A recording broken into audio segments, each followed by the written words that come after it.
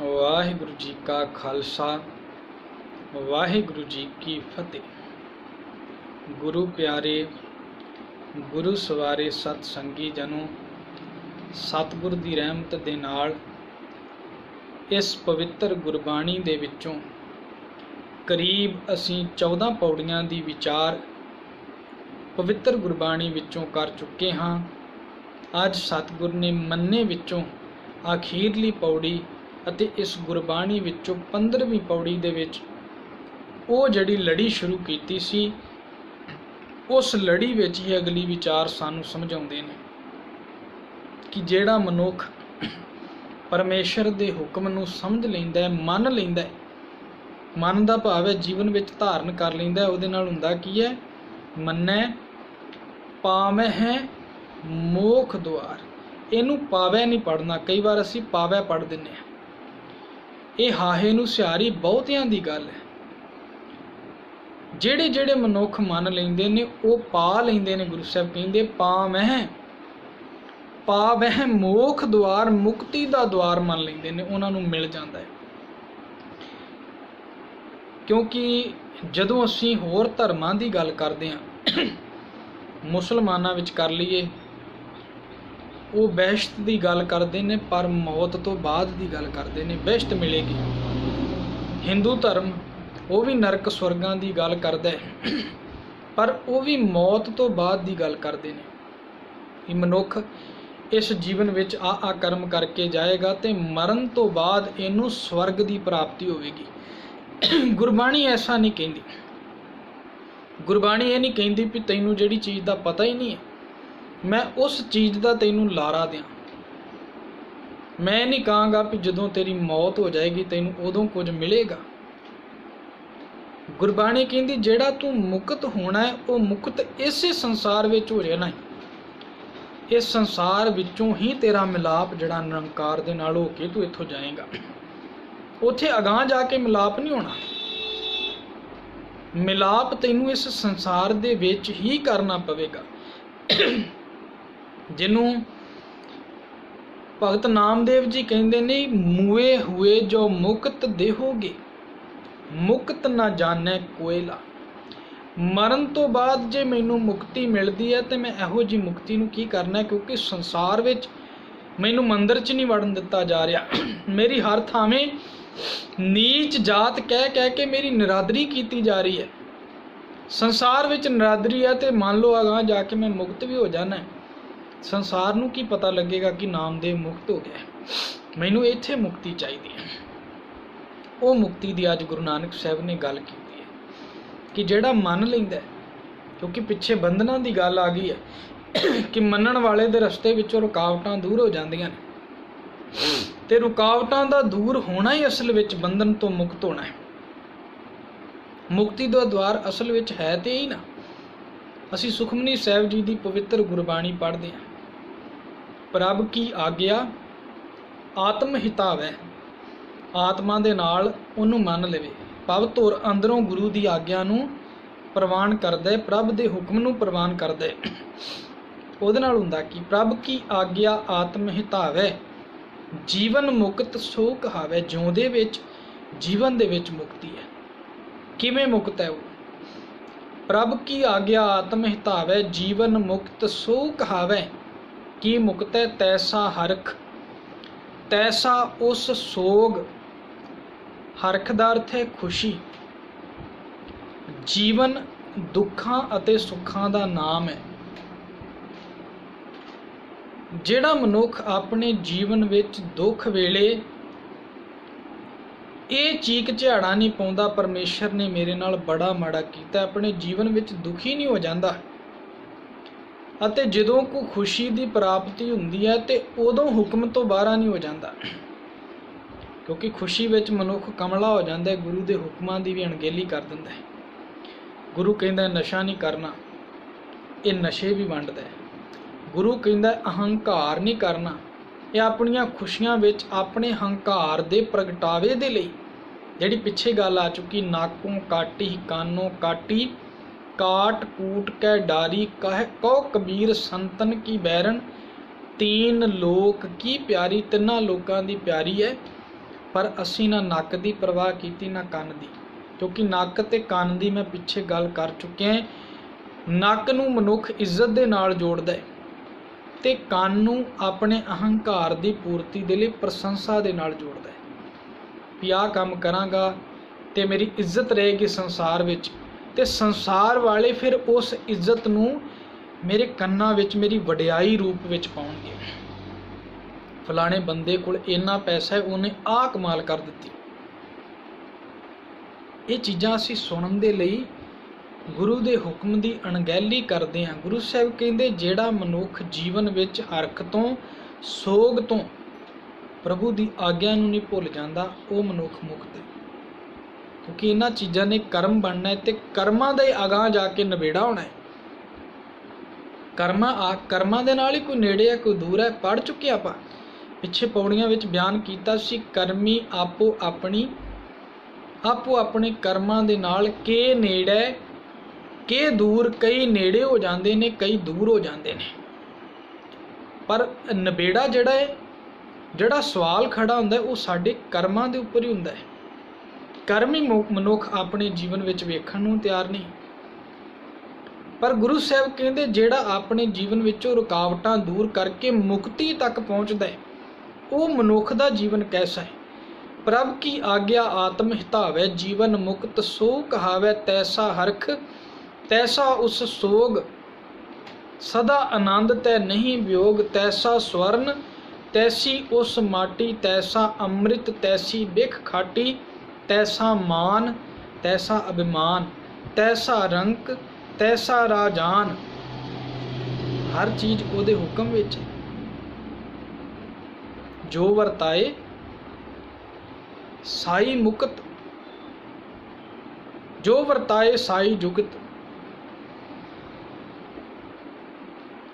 जिहड़ी चीज़ परमेश्वर उहदे जीवन विच वरता रहा, वो उस जीवन दे विच वरती हुई चीज़ विच मुक्त रहिंदा है। मान लो गरीबी है, गरीबी विच परमेश्वर दे धन्नवाद दे विच जे वो जीवन बतीत कर रहा, तो जे कल उहदे कोल 4 टके आ जांदे ने, वो टके आउण दे नाल अपने जीवन विच हंकार नूं प्रगट नहीं होण दिंदा, ते वो उन्हां टकियां नूं पैदा करन दे लई कोई माड़ा रस्ता धारण नहीं करता। ते इन्हां चीज़ां दे लई वो मनुख प्रभु दा दर छड्ड के किधरे नहीं जाता। अगे वो गल आवेगी। जीवन मुक्त होए किन ही बन जा कांछी तांबा, किन ही लौंग सुपारी, संतो बन जा नाम गोबिंद का, ऐसी खेप हमारी हर के नाम के व्यापारी, हीरा हाथ चढ़िया निर्मोलक छूट गई संसारी। हीरा निर्मोलक हथ विच जदों आया, गुरु साहब कहते उदों संसारी छुट गई। संसारी छुट्टण दा भाव ये नहीं संसार तो विरक्त हो गया, नहीं, वो अंजन विच निरंजन नूं पाउण दी कोशिश विच लग गया। किवें साचे लाए तो सच लागे, साचे के व्यवहारी। उस परमेश्वर ने लाया सी ते असीं सच विच लगे, क्योंकि परमेश्वर दी मर्जी ते यही है मनुख सच विहांजे। ते सच विहांजण दे लई जे परमेश्वर दी मर्जी है ते असीं सच विहांजण विच लग गए। साचे लाए तो सच लागे, साचे के व्यवहारी, साची बस्त के भार उठाए, साची बस्त के भार चलाए, पहुँचे जाए भंडारी। भंडारी कोल पहुँच गए जिहड़ा परमेश्वर साडे गुणां दी जांच करन वाला है। वणज करो वणजारियो वखर लियो संभाल, तैसी वस्त विसाई है जैसी निभै नाल, अगे शाह सुजान है लैसी वस्त संभाल। अगे शाह ने परख करनी है की खट के लिया तो की गवा के आया, क्योंकि आपे रतन जवाहर मानक आपे है पसारी। हर गुणा का दाता वो आप है, ते ये पूरे संसार की कार चलाउण वाला, इस हट्टी का मालक पसारी भी वो आप है। इस करके गुरु साहब कहते ने मुक्ति जीवन विच वो है जिहड़े जीवन के बंधन तोड़ के मनुख परमेश्वर के जीवन विच अपने जीवन विच परमेश्वर का हुक्म वजाउणा शुरू कर दे। है बहुत औखा, इसे करके परमेश्वर ने सानू गुरु दिता है, ते गुरु की करदा है सानू तारदा है। मनुख मुक्त हो जाता है, मन्ने ਪਰਵਾਰੈ ਸਾਧਾਰ, ਆਪਣੇ ਪਰਿਵਾਰ ਨੂੰ ਵੀ ਉਹ ਆਪਣੇ ਨਾਲ ਤਾਰ ਲੈਂਦਾ ਹੈ। ਕਿਉਂਕਿ ਪਰਿਵਾਰ, ਜਦੋਂ ਅਸੀਂ ਗੁਰਬਾਣੀ ਪੜ੍ਹਦੇ ਹਾਂ, ਸਾਡੇ ਇਹਨਾਂ ਇੰਦਰੀਆਂ ਨੂੰ ਵੀ ਸਾਡਾ ਪਰਿਵਾਰ ਕਿਹਾ ਗਿਆ। ਤੇ ਜਦੋਂ ਮਨੁੱਖ ਗੁਰੂ ਦੇ ਹੁਕਮ ਵਿੱਚ ਇਹਨਾਂ ਨੇਤਰਾਂ ਦੀ ਵਰਤੋਂ ਕਰਦਾ ਹੈ, ਕੋਈ ਮਾੜਾ ਉਹਦੇ ਸਾਹਮਣੇ ਹੋ ਰਿਹਾ ਤੇ ਉਹ ਮਾੜੀ ਨੂੰ ਬਰਦਾਸ਼ਤ ਨਹੀਂ ਕਰਦਾ, ਉੱਥੇ ਗਰੀਬ ਗੋਬਰੇ ਦੀ ਹੈਲਪ ਕਰਨ ਲਈ ਪਹੁੰਚਦਾ ਹੈ। ਇਹਨਾਂ ਅੱਖਾਂ ਦੇ ਨਾਲ ਪਰਾਇਆ ਰੂਪ ਨਹੀਂ ਤੱਕਦਾ, ਜੀਵਾ ਦੇ ਨਾਲ ਨਿੰਦਿਆ ਚੁਗਲੀ ਕੁਝ ਵੀ ਨਹੀਂ ਕਰਦਾ, ਕਿਸੇ ਦੀ ਭੈੜੀ ਖੁਸ਼ਾਮਦ, ਕਿਸੇ ਦੀ ਭੈੜੀ ਨਿੰਦਿਆ ਕੁਝ ਵੀ ਐਸਾ ਜੀਵਨ ਵਿੱਚ ਨਹੀਂ ਕਰਦਾ। ਇਹ ਵੀ ਪਵਿੱਤਰ ਹੋ ਜਾਂਦੇ ਨੇ, ਪਰਿਵਾਰ ਸੁਧਾਰ ਸਹਿਤ ਹੋ ਜਾਂਦਾ ਹੈ। ਦੂਸਰੀ ਗੱਲ, ਗੁਰਬਾਣੀ ਨੇ ਦੂਸਰਾ ਪਰਿਵਾਰ ਸਾਡਾ ਮੰਨਿਆ ਹੈ, ਤੁਮ ਮਾਤ ਪਿਤਾ ਹਮ ਬਾਰਿਕ ਤੇਰੇ, ਤੂੰ ਮੇਰਾ ਪਿਤਾ, ਤੂੰ ਹੈ ਮੇਰਾ ਬਾਤਾ, ਤੂੰ ਮੇਰਾ ਬੰਧਪ, ਤੂੰ ਮੇਰਾ ਰਾਖਾ, ਤੂੰ ਮੇਰਾ ਭਰਾਤਾ, ਤੂੰ ਸਾਡਾ ਰਿਸ਼ਤੇਦਾਰ ਹੈ, ਤੂੰ ਸਾਰਿਆਂ ਦਾ ਪਿਤਾ ਹੈ, ਸਾਰੇ ਤੇਰੇ ਸੰਤਾਨ ਰੂਪ ਨੇ। ਤੇ ਜਿਹੜਾ ਮਨੁੱਖ ਜੀਵਨ ਵਿੱਚ ਹੁਕਮ ਸਮਝ ਲੈਂਦਾ ਹੈ, ਮੁਕਤ ਹੋ ਜਾਂਦਾ ਹੈ।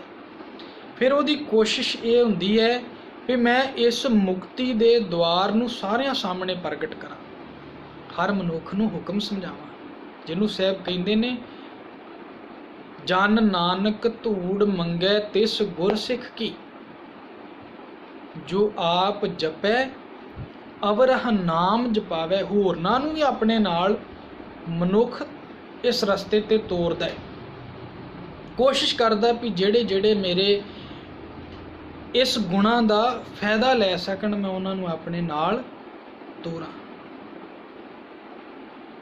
ਜਿਨੀ ਨਾਮ ਤੇ ਆਇਆ ਗਏ ਮਸ਼ੱਕਤ ਘਾਲ, ਨਾਨਕ ਤੇ ਮੁਖ ਉਜਲੇ ਕੀਤੀ ਛੁੱਟੀ ਨਾਲ। ਉਹ ਮਨੁੱਖ ਉਜਲੇ ਹੁੰਦੇ ਨੇ, ਪਰ ਉਹ ਨਾਲ ਕਈਆਂ ਨੂੰ ਵੀ ਇਸ ਰਸਤੇ ਤੇ ਪਾ ਲੈਂਦੇ ਨੇ। ਜਿਵੇਂ ਸਤਿਗੁਰੂ ਨਾਨਕ ਸਾਹਿਬ ਜੀਵਨ ਵਿੱਚ ਜਿਹੜਾ ਉਪਦੇਸ਼ ਪਰਮੇਸ਼ਰ ਦਾ ਲੈ ਕੇ ਆਏ, ਤੇ ਉਹਨਾਂ ਨੇ ਆਪਣੇ ਜੀਵਨ ਵਿੱਚ ਕਈ ਯਾਤਰਾਵਾਂ ਉਦਾਸੀਆਂ ਰੂਪ ਵਿੱਚ ਕੀਤੀਆਂ, ਤੇ ਉਹਨਾਂ ਉਦਾਸੀਆਂ ਵਿੱਚ ਲੱਖਾਂ ਕਰੋੜਾਂ ਮਨੁੱਖਾਂ ਦਾ ਉਧਾਰ ਕਰਕੇ ਰੱਖ ਦਿੱਤਾ। ਜਿਹੜਾ ਸੱਚ ਦਾ ਹੋਕਾ ਉਹਨਾਂ ਨੂੰ ਪ੍ਰਾਪਤ ਹੋਇਆ, ਉਹ ਸੱਚ ਦੇ ਹੋਕੇ ਨੂੰ ਦੁਨੀਆ ਵਿੱਚ ਉਹਨਾਂ ਨੇ ਦਿੱਤਾ। ਸਤਿਗੁਰ ਦੇਖਿਆ ਧਿਆਨ ਧਰ, ਜਲਤੀ ਸਭ ਪ੍ਰਿਥਵੀ ਦਿਸ ਆਈ, ਬਾਬੇ ਭੇਖ ਬਣਾਇਆ, ਉਦਾਸੀ ਕੀ ਰੀਤ ਚਲਾਈ, ਚੜਿਆ ਸੋਧਣ ਧਰਤ ਲੁਕਾਈ। ਧਰਤੀ ਇਸ ਲੁਕਾਈ ਦਾ ਸੁਧਾਰ ਕਰਨ ਲਈ ਤੁੜਿਆ, ਕਿਉਂਕਿ ਉਹਨੂੰ ਪਤਾ ਹੈ ਕਿ ਜਿੰਨੀ ਦੁਨੀਆ ਹੈ ਇਹ ਮੇਰਾ ਪਰਿਵਾਰ ਹੈ, ਤੇ ਪਰਿਵਾਰ ਨੂੰ ਮੈਂ ਸੁਧਾਰਨਾ। ਜਿਹੜਾ ਮਨੁੱਖ ਹੁਕਮ ਸਮਝ ਲੈਂਦਾ ਆਪ ਮੁਕਤ ਹੁੰਦਾ ਹੈ। ਸਤਿਗੁਰ ਕਹਿੰਦੇ ਪਰਿਵਾਰ ਨੂੰ ਵੀ ਸੁਧਾਰਦਾ ਹੈ। ਫਿਰ ਮੰਨੈ, ਜਿਹੜਾ ਮਨੁੱਖ ਮੰਨ ਲੈਂਦਾ ਹੈ, ਉਹਦੇ ਨਾਲ ਹੁੰਦਾ ਕੀ ਹੈ, ਤਰੈ ਤਾਰੇ ਗੁਰ ਸਿੱਖ। ਇਹਨੂੰ ਗੁਰਸਿੱਖ ਅਸੀਂ ਇਕੱਠਾ ਨਹੀਂ ਪੜਾਂਗੇ, ਕਿਉਂਕਿ ਵਿਆਕਰਨ ਦਾ ਨਿਯਮ ਜਿਹੜਾ ਹੈ, ਮੈਂ ਪਿੱਛੇ ਵੀ ਕਿਹਾ ਸੀ, ਇਹਨੂੰ ਸਮਝਣ ਦੇ ਲਈ ਸਾਨੂੰ ਗੁਰਬਾਣੀ ਗ੍ਰਾਮਰ ਸਮਝਣੀ ਪਵੇਗੀ। ਹੁਣ ਤੁਸੀਂ ਗੁਰ ਨੂੰ ਪੜੋਗੇ ਗੁਟਕਾ ਸਾਹਿਬ ਲੈ ਕੇ, ਤੇ ਗੁਰ ਨੂੰ ਔਂਕੜ ਲੱਗੀ ਹੈ ਰਾਰੇ ਨੂੰ ਅਖੀਰ ਵਿੱਚ, ਇਹਦਾ ਮਤਲਬ ਇੱਕ ਜਾਣੇ ਦੀ ਗੱਲ ਹੋ ਰਹੀ ਹੈ। ਤੇ ਗੁਰਬਾਣੀ ਇੱਕ ਗੁਰਸਿੱਖ ਨੂੰ ਗਿਆਨ ਨਹੀਂ ਦਿੰਦੀ, ਗੁਰਬਾਣੀ ਸਾਰਿਆਂ ਨੂੰ ਦਿੰਦੀ ਹੈ। ਇੱਥੇ ਗੱਲ ਹੋ ਰਹੀ ਹੈ ਗੁਰੂ ਦੀ। ਜਿਹੜਾ ਤਰੇ ਸ਼ਬਦ ਹੈ ਗੁਰੂ ਦੇ ਨਾਲ ਲੱਗੇਗਾ। ਗੁਰੂ ਆਪ ਤਰਿਆ ਹੋਇਆ ਹੈ, ਕਿਉਂਕਿ ਪਰਮੇਸ਼ਰ ਨੇ ਆਪਣਾ ਗਿਆਨ ਗੁਰੂ ਦੇ ਵਿੱਚ ਸਮੋਇਆ ਹੋਇਆ ਹੈ। ਜਿਹੜਾ ਮਨੁੱਖ ਮੰਨ ਲੈਂਦਾ ਹੈ ਤਰਿਆ ਹੋਇਆ ਗੁਰੂ, ਭਾਵ ਸੰਸਾਰ ਸਮੁੰਦਰ ਨੂੰ ਸਮਝਣ ਵਾਲਾ ਗੁਰੂ, ਉਸ ਸਿੱਖ ਨੂੰ ਤਾਰ ਦਿੰਦਾ ਹੈ। ਕਿਉਂਕਿ ਹੁਣ ਸਿੱਖ ਨੂੰ ਤੁਸੀਂ ਵੇਖੋਗੇ ਔਂਕੜ ਨਹੀਂ, ਭਾਵ ਇੱਥੇ ਬਹੁਤਿਆਂ ਦੀ ਗੱਲ ਚੱਲ ਰਹੀ ਹੈ। ਉਹ ਜਿੰਨੇ ਵੀ ਸਿੱਖ ਗੁਰੂ ਦੇ ਰਾਹੀਂ ਸਿੱਖਦੇ ਨੇ, ਗੁਰੂ ਆਪ ਤਰਿਆ ਹੋਇਆ ਹੈ, ਉਹਨਾਂ ਸਿੱਖਾਂ ਨੂੰ ਤਾਰ ਲੈਂਦਾ ਹੈ। ਸੰਤੋ ਸੁਣੋ ਸੁਣੋ ਜਨ ਭਾਈ, ਗੁਰ ਕਾਢੀ ਬਾਂਹ ਕੋ ਕੀਜੈ। ਗੁਰੂ ਬਾਂਹ ਉੱਚੀ ਕਰਕੇ ਸਾਰਿਆਂ ਨੂੰ ਪੁਕਾਰ ਦਿੰਦਾ ਹੈ। ਕਰੋ ਬੇਨੰਤੀ ਸੁਣੋ ਮੇਰੇ ਮੀਤਾ, ਸੰਤ ਟਹਿਲ ਕੀ ਬੇਲਾ, ਇਹਾਂ ਖਾਟ ਚੱਲੋ ਹਰ ਲਾਹਾ ਆਗੈ, ਬਸਨ ਸੁਹੇਲਾ ਓਦ ਘਟੈ ਦਿਨ ਸਰੈਣਾ ਰੇ ਮਨ, ਗੁਰ ਮਿਲ ਕਾਜ ਸਵਾਰੇ। ਗੁਰੂ ਇੱਕ ਬੰਦੇ ਨੂੰ ਉਪਦੇਸ਼ ਨਹੀਂ ਦਿੰਦਾ। ਗੁਰੂ ਸਾਹਿਬ ਕਹਿੰਦੇ ਨੇ ਸਾਰੇ ਮੇਰੇ ਮਿੱਤਰੋ मैं तुहाडे सामने बेनती कर रहा, मेरी बेनती सुनो। तुसी तर सकदे हो, तुसी गुरबाणी हुक्म नूं समझ के जीवन विच पार हो सकदे हो। मन्नै नानक भवें है ना भेख, उन्हां नूं भिखिया नहीं पैंदी, क्योंकि गुरु तारन वाला है ते दर दर ते उन्हां नूं भटकना नहीं पैंदा। असीं श्री राग दे विच ही तुसी 73 अंग ते गुरबाणी पढ़ोगे, सतगुर ने कबड्डी दे खेड दी उदाहरण दित्ती है कि जदों कबड्डी खेडदे आ ते कई पहलवान ऐसे हुंदे ने वो अपनी झंडी लैके मेले विच फिरदे ने।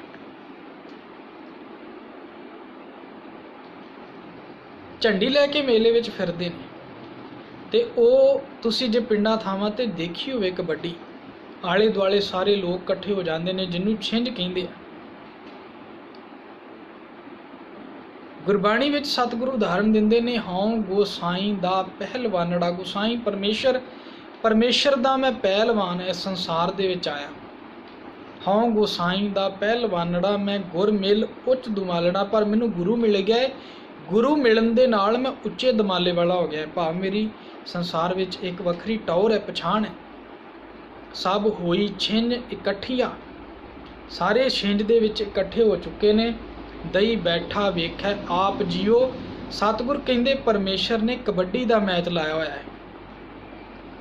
ਅਸੀਂ ਖੇਡ ਦੀ ਗੱਲ ਨਹੀਂ ਕਰਾਂਗੇ, ਪਰ ਖੇਡ ਦੇ ਰਾਹੀਂ ਜਿਹੜੀ ਸਤਿਗੁਰ ਨੇ ਚੀਜ਼ ਸਮਝਾਈ ਹੈ, ਤੁਸੀਂ ਜੇ ਮੈਚ ਵੇਖਿਆ ਹੋਵੇ ਤੇ ਉਹਦੇ ਵਿੱਚ ਸਤਿਗੁਰ ਕਹਿੰਦੇ ਨੇ ਵਾਤ ਵੱਜਣ ਟਮਕ ਭੇਰੀਆਂ। ਉੱਥੇ ਢੋਲ ਵੀ ਵੱਜਦੇ ਨੇ ਮੇਲਿਆਂ ਦੇ ਵਿੱਚ, ਕਿਉਂਕਿ ਪਹਿਲਾਂ ਢੋਲ ਵੱਜਦਾ ਹੈ, ਕਈ ਆਪਣੇ ਵੱਲੋਂ ਨਗਾਰੇ ਵਜਾਏ ਜਾਂਦੇ ਨੇ ਵੀ ਖੇਡ ਹੋਣ ਲੱਗੀ ਹੈ। ਵਾਤ ਵੱਜਣ ਢਮਕ ਭੇਰੀਆਂ, ਮਲ ਲੱਥੇ ਲੈਂਦੇ ਫੇਰੀਆਂ। ਵੱਡੇ ਵੱਡੇ ਪਹਿਲਵਾਨ ਜਿਨ੍ਹਾਂ ਕੋਲ ਬੜਾ ਜ਼ੋਰ, ਬੜੀ ਤਾਕਤ ਹੁੰਦੀ ਹੈ, ਮੇਲਿਆਂ ਵਿੱਚ ਵੱਡੇ ਵੱਡੇ ਪਹਿਲਵਾਨ ਲੋਕਾਂ ਵਿੱਚ ਲਲਕਾਰਾ ਦਿੰਦੇ ਨੇ ਵੀ ਸਾਡੇ ਕੋਲ ਇੰਨੀ ਤਾਕਤ ਹੈ, ਕੋਈ ਹੈ ਜਿਹੜਾ ਸਾਡਾ ਸਾਹਮਣਾ ਕਰ ਸਕੇ। ਕੋਈ ਹੋਵੇ ਜਿਹੜਾ ਸਾਡਾ ਸਾਹਮਣਾ ਕਰਕੇ ਸਾਡੀ ਪਿੱਠ ਲਾਉਣ ਵਾਲਾ ਹੋਵੇ। ਗੁਰੂ ਸਾਹਿਬ ਕਹਿੰਦੇ ਮੈਚ ਲੱਗਾ ਹੋਇਆ ਹੈ, ਕਾਮ ਕ੍ਰੋਧ ਲੋਭ ਮੋਹ ਅਹੰਕਾਰ। ਪਰਮੇਸ਼ਰ ਨੇ ਮੈਚ ਲਾਇਆ ਹੋਇਆ, ਸਾਰੀ ਦੁਨੀਆ ਦੀ ਛਿੰਝ ਇਕੱਠੀ ਹੋਈ ਹੈ ਤੇ ਉਹ ਮੈਚ ਪਰਮੇਸ਼ਰ ਆਪ ਦੇਖ ਰਿਹਾ ਦੁਨੀਆ ਦੇ ਵਿੱਚ ਪਹਿਲਵਾਨਾਂ ਨੂੰ ਭੇਜ ਕੇ। ਇਹ ਕਾਮ ਕ੍ਰੋਧ ਲੋਭ ਮੋਹ ਅਹੰਕਾਰ ਰੂਪੀ ਪਹਿਲਵਾਨ ਨੇ ਸਾਰਿਆਂ ਨੂੰ ਲਲਕਾਰਦੇ ਨੇ ਵੀ ਸਾਡੇ ਸਾਹਮਣੇ ਬਚ ਕੇ ਕੌਣ ਇਸ ਸੰਸਾਰ ਵਿੱਚੋਂ ਜਾਏਗਾ। ਗਿਆਨੀ ਅਸੀਂ ਢਾਹ ਲਏ, ਸਿੱਧ ਅਸੀਂ ਢਾਹ ਲਏ, ਜੋਗੀਆਂ ਨੂੰ ਅਸੀਂ ਆਪਣੇ ਸਾਹਮਣੇ ਨਵਾ ਲਿਆ। ਵੱਡੇ ਵੱਡੇ ਧਰਮ ਦੀ ਦੁਨੀਆ ਵਿੱਚ ਆਪਣੇ ਆਪ ਨੂੰ ਅਖਵਾਉਣ ਵਾਲੇ ਸਾਡੇ ਸਾਹਮਣੇ ਮੋਢੇ ਟੇਕ ਗਏ ਨੇ। ਤੁਸੀਂ ਵੇਖਿਆ ਹੋਵੇਗਾ ਵੱਡੇ ਵੱਡੇ ਭਲਵਾਨ ਝੰਡੀ ਲੈ ਕੇ ਫਿਰਦੇ ਨੇ ਵੀ ਕੋਈ ਹੈ ਸਾਡਾ ਟਾਕਰਾ ਕਰਨ ਵਾਲਾ, ਸਾਡੀ ਝੰਡੀ ਪੁੱਟੇ।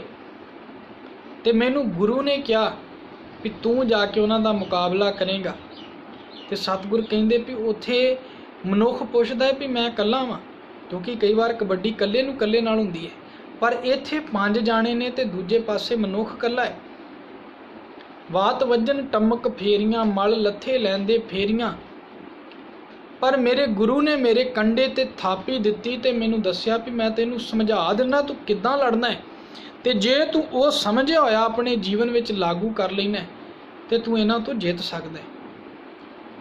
ਗੁਰੂ ਨੇ ਲੜਨਾ ਸਿਖਾ ਦਿੱਤਾ। ਨਿਹਤੇ ਪੰਚ ਜਵਾਨ ਮੈਂ ਗੁਰ ਥਾਪੀ ਦਿੱਤੀ ਕੰਡ ਜਿਉ। ਮੈਂ 5 ਜਵਾਨ ਢਾਲੇ, ਨਾ ਮੇਰੇ ਤੇ ਕਾਮ ਆਇਆ, ਨਾ ਕ੍ਰੋਧ ਆਇਆ, ਨਾ ਲੋਭ ਆਇਆ, ਨਾ ਹੰਕਾਰ।